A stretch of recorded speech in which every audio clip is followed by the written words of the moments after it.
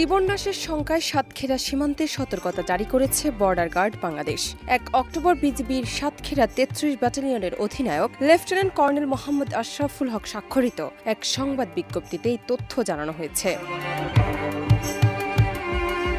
বিজ্ঞপ্তিতে বলা হয়, সীমান্তে ভারতীয় সীমান্তরক্ষী বাহিনীর বল প্রয়োগ ও গোলাগুলির আশঙ্কা আছে। তাই বাংলাদেশি নাগরিক অবৈধভাবে সীমান্ত অতিক্রম করলে বিএসএফ এর মাধ্যমে জীবননাশের ঝুঁকি আছে।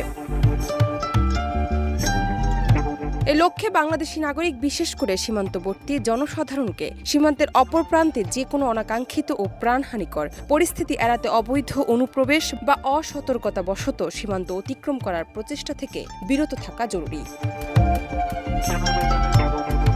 বিজ্ঞপ্তিতে বর্তমান পরিস্থিতিতে বাংলাদেশি নাগরিক বা দুষ্কৃতিকারীরা অবৈধভাবে সীমান্ত অতিক্রম করার চেষ্টা করলে সঙ্গে সঙ্গে তথ্য দিয়ে সহযোগিতা করার অনুরোধ জানিয়েছে সংস্থাটি। ডেস্ক রিপোর্ট, দেশ রূপান্তর।